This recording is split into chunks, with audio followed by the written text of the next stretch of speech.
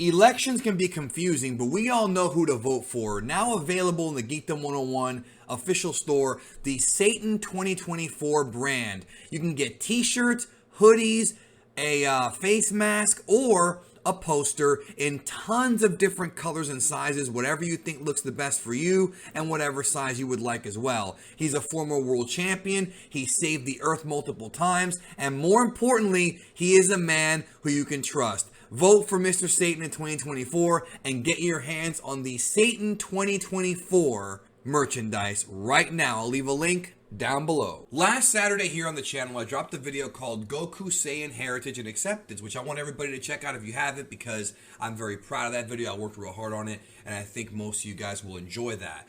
But I want to talk about Dragon Ball Super Broly for a minute. At the end of Dragon Ball Super Broly, Goku tells Broly, "Call me Kakarot." And this was the first time that Goku had actually asked somebody or told somebody that it was okay to call him Kakarot. Usually, the only one that calls him Kakarot is Vegeta and his parents, but they passed away and they never came back. So they never got to call him anything but Kakarot, right? But in Vegeta's case, he's always called him Kakarot. So with that being said, or Kakaroto, with that being said, though, the end of Dragon Ball Super Broly was basically Tetsuya Nagamine doing a little bit of a tribute or an Easter egg to his mentors, Kozo Morishita being one of them, and of course Takao Koyama, the original Broly creator, because, you know, the old Broly from Z would always scream Kakarot. So Goku saying, "Call me Kakarot," it's like a little wink wink to the audience. But does it mean more? Maybe it does. Some folks think it does. So joining me here on the channel for the very first time, please welcome, it's been a long time coming. Not as long as you come for, but pretty long. Karthu is here. Hello, Karthu. How you doing, Geekdom? I'm good, man. It's a pleasure to speak to you again. Yeah, of course, likewise. With clothes on this time. So First time. First time. Oh boy. Anyways, so Dragon Ball Super Broly, the end of the movie, he says, "Call me Kakarot," which I thought was really the perfect ending to this. One thing I will tell you that I thought was funny is that Sean Schemmel told me that when he was recording for this line, he thought it was an incorrect line. He actually fought with the producers, not fought with, but, you know, argued and asked, is this correct? He even had to go to the Japanese scripts to make sure it was correct through Toei and everything, because he didn't understand why Goku would refer to himself as Kakarot, since he's always referred to himself as the Saiyan who was raised on Earth. That's kind of his thing. He accepted his Saiyan heritage in the Frieza saga, but he's always been more of an Earthling. It's kind of like if you, let's say that you come to America from like Ireland, and you can call yourself an Irish American, or you can just say, "I'm American, but I have Irish heritage." You know, things like that. That seems to be Goku's sort of perspective here. So when he called himself Kakarot, it was a unique thing for that character. So what do you told me you had more of an idea, or more of a thought as far as there might be a deeper meaning here, like accepting his roots, or what do you think? Go for it. Right, so when it comes to, say, like, the Frieza saga, which is, like, the notable first time of Goku, like, accepting the fact that he's a Saiyan, it's more so he's accepting the fact that he is actually a Saiyan, but he also sort of rejects the idea of what the Saiyans were. Right. So Goku, during that point, is even saying things like they died because of the way they were. It was regardless of Frieza, they were going to die because they were on that path, and he got out of that path by being sent to Earth, by getting lucky, by circumstance. So he feels like there's this like nature to the Saiyans that he almost escaped the natural cycle of the Saiyan life. And so when Goku says, "I'm the Saiyan from Earth," he's accepting the fact that he is a Saiyan while also rejecting the idea of what it means to be the traditional Saiyan.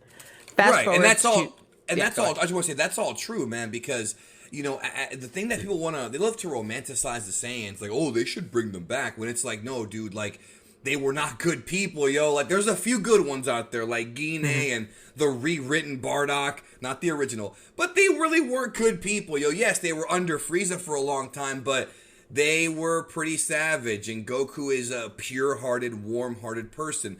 Could it be because he hit his head on the rock or whatever? When he was a kid, he hit his head. Or because Toriyama rewrote it in minus that Goku was actually not that bad. Whatever you want to follow, he's a good dude. So anyways, bro, continue. Yeah, so we like fast forward to the Dragon Ball Super Broly movie, and a big thing that was hard to understand, especially at the time, was why is Dragon Ball minus in this movie? It felt like it was very out of place. It didn't feel like it made sense to the overall plot. It felt like you could have gone from Broly being sent to Vampa straight into the rest of the events of the movie. Yeah. However, if you take it into connection with the fact that it's showing us that not all the Saiyans were inherently bad. You see a Guinea that's definitely a very kind-hearted Saiyan. You For see a sure. Bardock that's changed to be a more kind-hearted Saiyan despite being a warrior.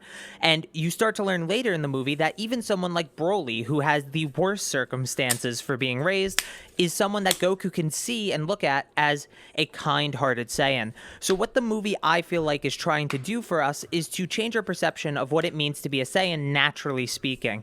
And so why Goku feels comfortable calling himself Kakarot by the end of the movie is because at this point he's fully understood that good Saiyans were actually completely and utterly a natural phenomenon. It's not just a circumstantial thing that he is a good Saiyan. It's not just a circumstantial thing that Vegeta became a good Saiyan. There were good Saiyans within the bad bunch of the majority, and so he could further accept who he was in his Saiyan heritage. You know, it's interesting because that none of that was actually said in the film, but based on your analysis of it, it was more so like an implication. I just wanted to clarify that for people because they're going to be looking. I don't want them to go watch the movie and look for that because at the end of the day, it is a theory. Now, with that being said, I wanted to also, talk about something you mentioned about why they put that early stuff in there. I had always like the old school stuff, with the past stuff with Frieza and them. I've always perceived it, that Toriyama's goal for that film, based also on the promotional and everything, was that it was to show the story of the three pure-blooded Saiyans, Goku, Vegeta, and Broly, and their fathers, Paragus, Bardock, and King Vegeta, because the early stuff focused a lot on the fathers and their differences. So Yeah. I always thought that it was interesting how, in some ways, the movie's not perfectly written, but there's some really deep subtext there in this film, because we see the fathers first. Instead of them doing, like, cutbacks to the past, which is what I thought they were going to do, the entire first act of the movie is in the past, which is kind of, a lot of movies don't do that, yo. A lot of movies don't do that. And so they were kind of showing us, like, the life of King Vegeta, Bardock, and I mean, not their whole life, but when it comes to their sons and how they feel about them. King Vegeta very prideful, Bardock more loving, Paragus kind of in the middle, where he cared about his son. That's one thing that people say he didn't, but he did. If he didn't care, he wouldn't have been so pissed when he got sent away. And he also was afraid of his son's power, so he was kind of more motivated by fear than anything when it came to Broly. But so I'm just saying that to me was pretty well done. Now, with Goku saying "Call me Kakarot," I've seen some people say that they believe that what Goku's doing is he is basically telling Broly that if you are a pureblood, like Vegeta is, and of course him, that you can call him Kakarot, it's okay. But also, I don't like that idea because it makes it seem like the word Kakarot is some kind of forbidden curse word. Like, Goku has never given a shit. He's never cared if Vegeta calls him Kakarot. He has never cared. You know what I mean? Mm-hmm. It doesn't bother him, so... I think an interesting counter to that, and I've said this many times to people who've, like, brought that up to me, because it's a common thing to think, well, Broly's another full-blood Saiyan, right? Yeah, Goku would never how tell the Universe 6 Saiyans to call him Kakarot. Not that I know of, yeah. That's why I was... Yeah, he hasn't done that. Right. And so, like, I think it's more important to look at, like, where all these Saiyans come from, what makes Broly, like, different from other characters in the series, like, what he represents besides, right? Like, Goku never had to go out of his way to tell Vegeta to call him Kakarot, and honestly, he kind of would, at the point that he met him, have told him to call him Goku. In the same way that he's telling Frieza, I'm Goku. The fact that he's choosing to actively say, you can call me Kakarot is something a little bit, again, it's definitely a nod to the old movie. I don't want people to misinterpret that. But a nod to the old movie can be done in, or an Easter egg can be done in a tasteful way that adds deeper meaning to the story. And so where I find it to be more interesting and the more nuanced take is that deeper connection to what it means to be a Saiyan has changed in Goku's mind. I am curious to see how things go from here. When Broly does eventually return to the series, we don't know when that's going to be, but he's not done. He makes too much money. Yeah. When Broly returns to the story in Dragon Ball Super, I'm curious to see where that goes, because I want to see if he actually does call him Kakarot. Like I think he will, but he also doesn't talk very much. This Broly does not. I mean, the old Broly didn't talk. That he just screamed. This Broly is not really angry at Goku like the old Broly was. Because of the whole "I'm sleeping," or the baby thing. It was weird. It's always been a weird plotline to me. Broly being mad at Goku because he was crying or whatever. I mean, I get it, but I really don't get it. It's weird. There's a bit more nuance to that too. We could also hit that up one day. There is more nuance to that, for sure. It's just that a lot of folks always write that off as being like... I've always felt like Broly should have been more mad at King Vegeta, because he's the one who threw him out. I'm talking about the old Broly. Yeah. He's the one who threw him out to the space, not so much Baby Goku. So there's real quick, as to not get too tangential, I guess.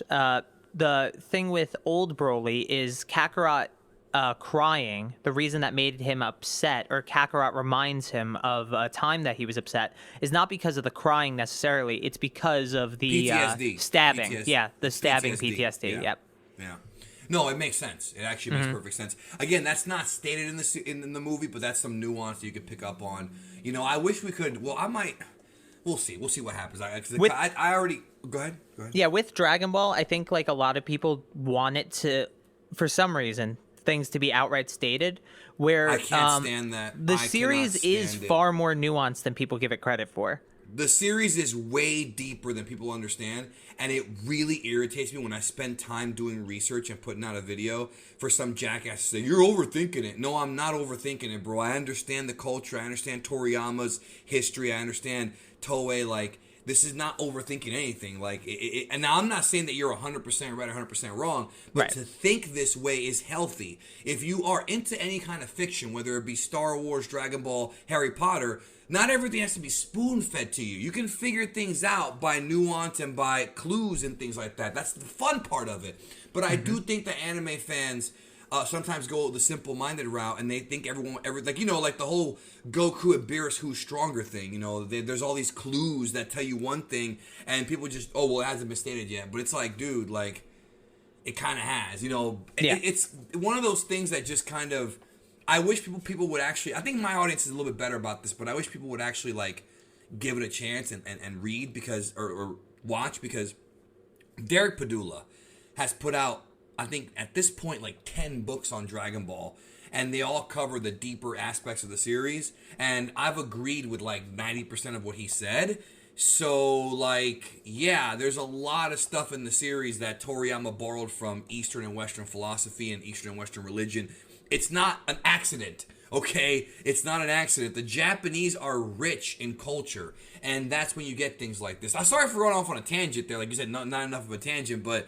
it is something I want people to kind of look at more, and that's why my channel's out there and channels like yours are out there. So check out Carthu's Dojo. I'll leave a link down below for you to check that out. Do you have any final thoughts before we close out here about Broly and Goku accepting, or Goku what's the word you used? Of reframing his opinion on Saiyans? Is that a fair way to say it? Yeah, I'd say that's a fair way. It's or recontextualize. Right.